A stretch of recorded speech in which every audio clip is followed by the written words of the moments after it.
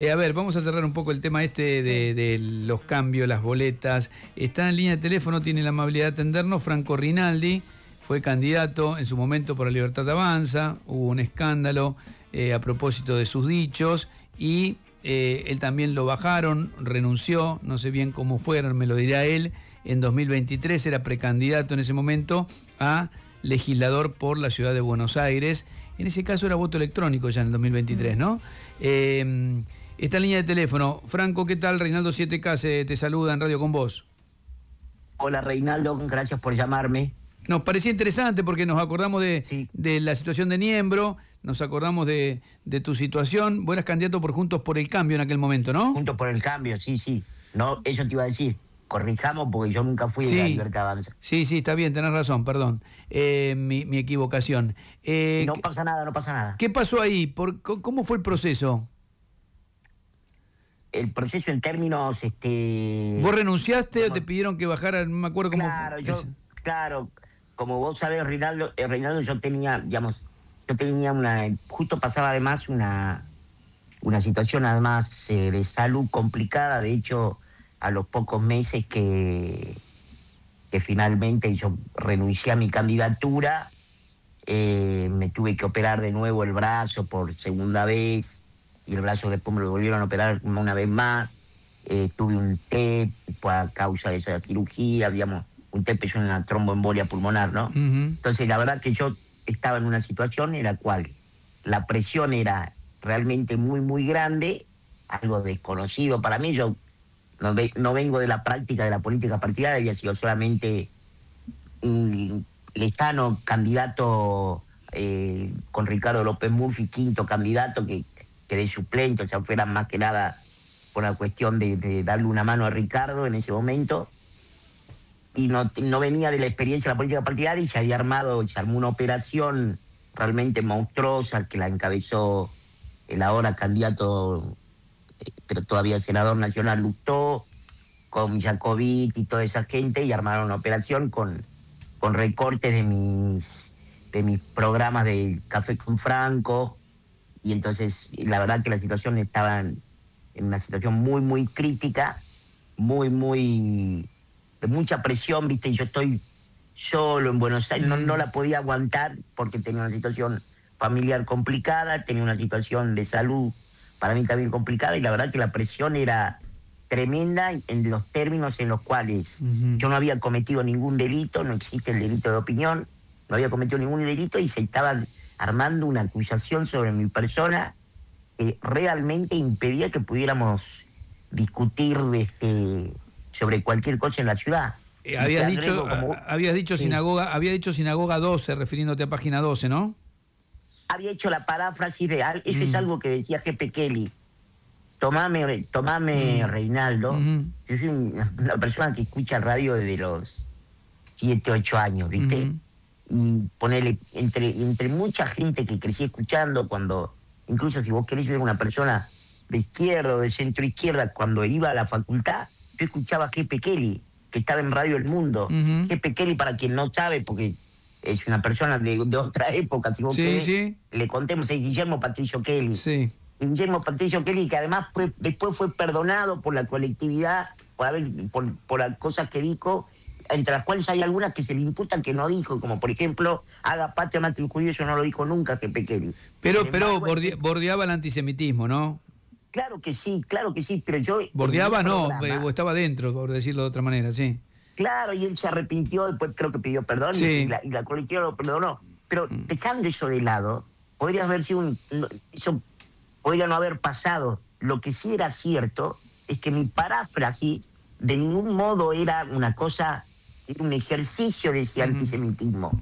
Era al contrario, era una ironía sobre, como lo decía fulano de tal, digo, cualquiera que ve, si vos lo vieras, Reinaldo, a mi programa, al show que yo hago, que estoy sentado en el living de mi casa, hablando de todos los temas, pero la mayoría de las veces ironizando, tratando de ser de tener alguna cosa humorística, incluso sarcasmo sobre la cuestión de la realidad, te darías cuenta que digamos todas mis declaraciones, además, en serio, fueron toda mi vida realmente muy pro Israel.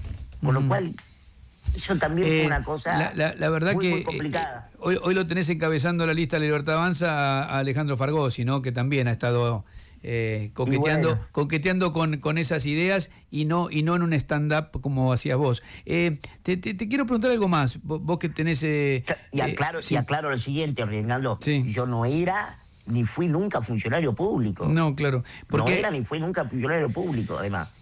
Te hago una pregunta más.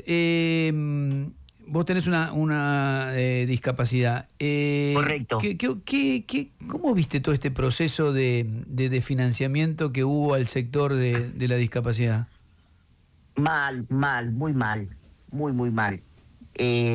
Además, te voy a decir que por mi discapacidad, yo vuelta a vuelta y habitualmente necesito de lo que incluso está más en el centro de la polémica, o estuvo en el centro de la polémica, que es la miseria de las prestaciones, la miseria de lo que se pagan las prestaciones. Y lo conozco de primera mano, sé lo que se paga a los cuidadores, a los enfermeros, a la gente que tiene que ir a domicilio, etcétera, etcétera.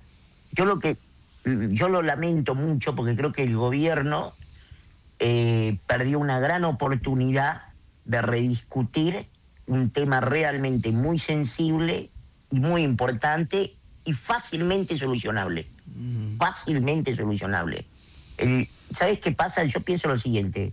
Durante el kirchnerismo, durante el gobierno del presidente Macri, durante el último gobierno del presidente Alberto Fernández, las pensiones graciables, las jubilaciones, las asistencias para personas con discapacidad, la jubilación por discapacidad, llamarlo si vos querés, o la pensión por discapacidad, eran miserables. Ahora también eran miserables. Entonces yo lo que digo es, el gobierno se planteó diciendo, bueno, listo, esto antes era un desastre, ahora lo vamos a rediscutir completamente. Y yo creo que lo hicieron muy, muy mal. Y terminamos en esta situación en donde estamos peleando por centavos para lo que es, digamos, para el Estado, una discusión realmente que además el gobierno la ha perdido, incluso en el terreno legislativo, con la aprobación parlamentario, etcétera, etcétera. Así que y en la sociedad, me lo parece. lamento mucho. La sociedad también le ha hecho una herida a su política realmente, porque era la oportunidad, porque si vos hubieses hecho las auditorías, ¿me entendés? Claro, yo te voy a decir una cosa, yo no cobro, yo como tengo trabajo, yo no cobro la pensión por discapacidad. ¿Está bien? Yo renuncié a ese beneficio. Pero a mí me parece, Reinaldo, que hay cosas que hay que discutir, como por ejemplo, no puede ser que una persona con discapacidad tiene una casa y pierde ese derecho. No puede ser que una persona tiene un auto y pierde ese derecho. Una persona con discapacidad. Incluso que tenga una persona con trabajo. Sí. Y después la de financiación a los prestadores y todo eso. Te hago una última pregunta, porque es el tema del día simplemente. ¿Qué opinas de lo que pasó con Esper? ¿Tenés alguna opinión formada? ¿Lo conocés? Sí, lo conozco. Estuve, de hecho, no en donde vive ahora, ¿no? Pero incluso yo estuve hasta en su casa hace muchos años. En el 2014, me parece, por lo menos 1 o 2 veces estuve en su casa. No, me parece que, como dijo alguien ayer, ¿no? Quien a hierro mata, a hierro muere. Yo creo que el profe se garantizó durante muchos años de su vida pública, primero, ser una persona evidentemente muy poco querida, porque no me costó encontrar a alguien que lo defienda en toda esta situación y que saliera a decir más que el presidente de la Nación, que entiendo que era una cuestión especialmente política, digamos, ¿no? No le tomo por cierto que el presidente cree en su inocencia, sino que obviamente es algo que él tenía que tratar de sostener para poder explicar políticamente por qué lo bancaba.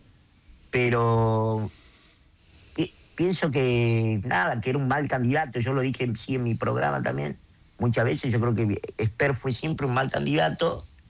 Creo que incluso a él cuando fue solo le fue muy mal. Bueno, en fin, creo que es una persona que tenía un discurso en algunos aspectos que hasta yo, como una persona que me considero, si vos querés, pro libertad, me pareció interesante, pero no para nada, por ejemplo, cuestiones como cárcel o bala o un discurso así como... ¿Y sobre su vinculación con el narcotráfico, con esta relación con Fred Machado?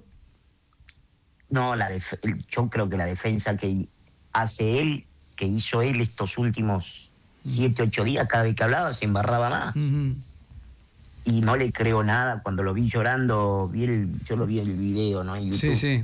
Cuando lo vi llorando el sábado con Anhelo, tampoco, no le creo nada. Bien. Creo que debería echar a quien me aconsejó que vaya a llorar a un programa de radio. Tele. O lo hizo muy mal aparte. Yo creo que nada, o sea, no... pienso que obviamente hubo una cuestión política atrás de su salida, en el sentido de que obviamente se elige, pero eso es así. No se puede participar en política y puede decir, llorar después que me operan, no, bueno, es así, listo.